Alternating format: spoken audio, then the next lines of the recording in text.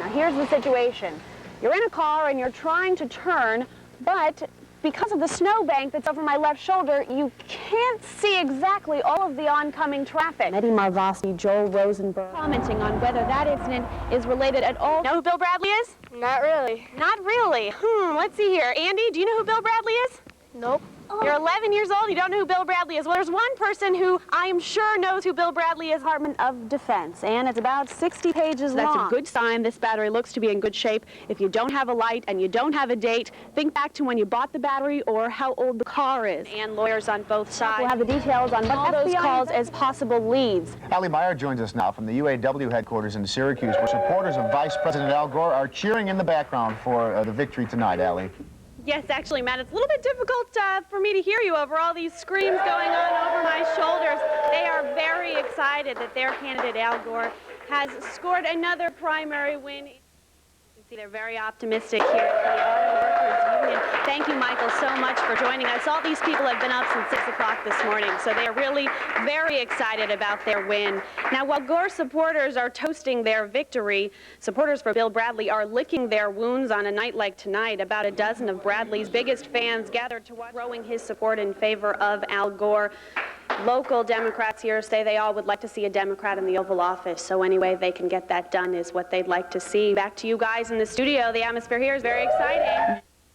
With SU's first loss of the season, surely some fans will blame it on Coach Boeheim or the players. But tonight, Eyewitness News 5's Allie Meyer says there may have been other factors in last night's painful loss. And with no time left, Seton Hall does it. It was bound to happen. Unlucky number 20. Seton Hall left the Dome last night record breakers. Our record, they broke it. And now the fans need some answers. Perhaps a psychic is a good place to start. Meet Diane LeBeau, psychic of 20 years, and her pet pig Arnold, although I don't know how much help he'll be. Come here. Psychometry with pictures, looking at the eyes of the character of the person. Diane took a look at some of our team pictures. She might just know what's at the heart of the big loss through the eyes of the competition. I can tell that he's more of a, like, got a dark side to him, I'll put it that way, meanness streak. Darius Lane delivers the goods again. Darius Lane had a streak, all right, but I don't know how mean it was. Our psychic had some insight, but not a lot of answers. So we found another expert. Judith Meehan is an SU professor who's an expert on color. She says SU's orange and blue combination means lively. The Pirates' blue and black, dominance. Kind of a dark Darth Vader type of dominance over a bright sunny orange. You could think about it that way. So why did SU lose? Well, it's not science, but it seems a bad outfit and nasty competition had something to do with it. But I don't think the SU fans are ready to stop cheering just yet. Allie Meyer, Eyewitness News 5. Williams, and he gets the roll on his home floor.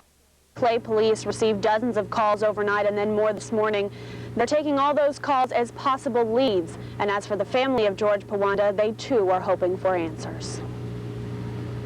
You just turn yourself in, man. I know it's an accident's happened. Joe Pawanda hopes investigators find the driver who was behind the wheel when his older brother George was hit and killed. It happened last night as he was snowplowing his driveway. Today, the whole family is searching for answers. To put everything at ease for the family.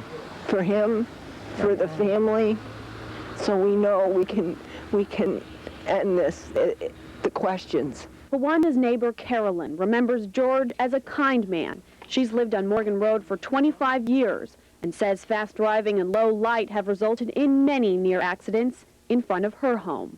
My kids, I said to them, come on in, it's cold. They just miss getting hit. Investigators spent the day looking around the area near Pawanda's home. They're searching for evidence and questioning snowplow drivers. We think that probably the driver knew he hit the person. We're not really sure of that, but there may be some extenuating circumstances that he didn't know he hit him or something, and we'd certainly like to talk to him. We're not blaming him, it's a complete accident.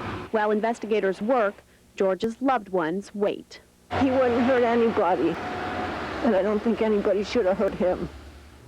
Now, the vehicle that Clay police are looking for is described as a larger style pickup truck, possibly with a flatbed and dual rear wheels. They're also saying there may have been a yellow plow attached to the truck. If you have any information or were in the area at the time, police are asking you to call 652-3846. That number is on the bottom of your screen. And the autopsy of George Pawanda was performed today by the Onondaga County Medical Examiner's Office. They are saying blunt force injuries by a motor vehicle was the cause of George Pawanda's death. David and Maureen, back to you. Let's hope they're able to find the person behind the wheel to give this family some closure. They're on the lookout, David.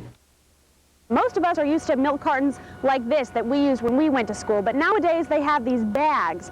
And there are 5 fourth grade boys that are accused of taking the milk bags and using the straw, and rather than poking in any areas of the milk bag, they're accused of poking near the private parts of some of the athletes that are featured on the front of these milk cartons. This one has a cheerleader. They're accused of poking in the breast area of that one, and also of a girl gymnast who was also featured on the front of one of these milk bags. And the punishment that administrators dealt out has left parents outraged. It's noon, and 9-year-old Matthew Holt and Cameron Hanmer are playing a Pokemon game at home. This day off from school is actually a punishment for acting out in the lunchroom. We both stuck our straws in the milk sheet, and my friend said, "Oh, I'm Talon." We're like, "What did we do?" He said, "You know exactly what you did."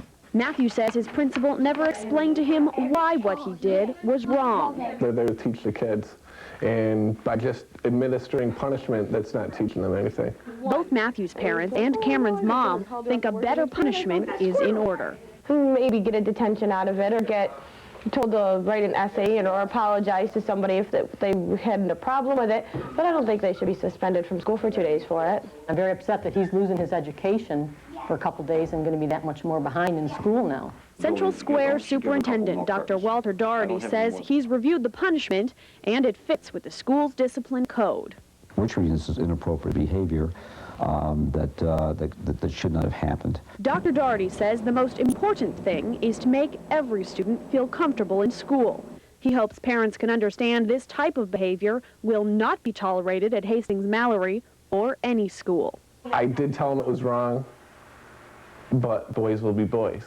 It certainly can't be overlooked in today's society. Boys will be boys. This is way beyond boys will be boys. Now, just moments ago, some parents came out of the front door of this elementary school and they were talking with the principal here, Ms. Kakamo. So that is a step towards both sides feeling a little more comfortable with the situation here and a little more comfortable, more importantly, with the punishment.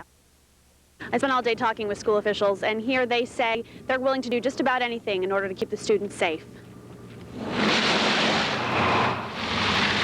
Central Square lies in the heart of our snow belt. If the weather forecast, like many days of freezing rain. Dr. Walter Doherty decides if it's safe enough for students to go to school. One of the hardest calls is whether you open, delay, or close school. It's a very difficult decision. But Doherty says the bottom line is safety. Superseding my responsibility as an educator is my responsibility for keeping 5,200 kids safe and secure. With such a huge district, it's never an easy decision. Now in downtown Central Square, the snow is really coming down, but the plows are out and driving conditions look fine. You see, the Central Square School District is 360 square miles. Right now we're on the western edge of the district where it's not snowing, but the roads are slick. I will look for the color of the bands of snow. The deeper the color, the more snow that we'll be getting. On a snowy morning, Janet Green expects an early call from Doherty at 4:30 sharp. She uses this high-tech computer to help the superintendent decide whether or not to close schools. I think it's a very big asset to our district. It gives us a warning on how the weather will be. But the computer isn't their only ace. A full staff of mechanics and reliable buses help them out too. Well, we'll just have to wait and see. You know, we always hope to make the right decision. Now, wait and see is right. Even with all those high-tech tools in the Central Square School District, no school district is going to be able to predict the weather, this far in advance. We're not going to hear much of anything before tomorrow morning. So the best advice I can give to our viewers out there is to stay tuned to Eyewitness News 5 early tomorrow morning, and we'll give you the latest on all the school districts. Officials are investigating a fire that left a Syracuse family homeless. Good evening, I'm Meyer. Firefighters say someone may have intentionally set fire to a Syracuse home. It happened late this morning on Bellevue Avenue. Investigators say they don't know what caused the fire, but they believe it started on the front porch. 4 people were inside the apartment on the first floor. They all escaped through a window. Firefighters say they had a hard time knocking down the flames. The volume of fire wouldn't let us get in right off the bat. If you look, you'll see we burned the grass on both sides up to the houses next door just from the radiant heat. Burned off the front lawn, so we had to put it out on our way in. There are no suspects in today's fire. Many airline passengers are breathing a sigh of relief now that U.S. Airways flight attendants have agreed not to strike. A tentative 5-year contract provides raises totaling 10% for the union's 10,000 members. Flight attendants say they negotiated better pensions and job security. One local attendant tells us there's a sense of relief among the workers. I think most people are extremely relieved. I think morale is very high. I've talked to people in other cities in Pittsburgh, and they, same feelings there. In Pittsburgh, everyone seems to be quite happy. The rank and file of the flight attendants union still have to approve that contract.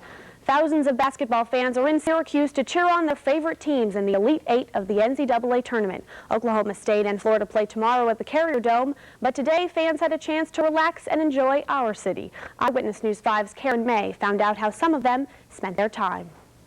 The Carrier Dome was quiet as the Salt City took a break from basketball. Karen May, Eyewitness News 5. Doug Wright will have more on the matchup later in sports. Now, all of those fans could be enjoying a cooler day tomorrow. Tracy Humphreys in the forecast center now with what we can expect. Tracy, I suppose it's a good thing they play basketball inside. You're right, especially here in central New York, Allie.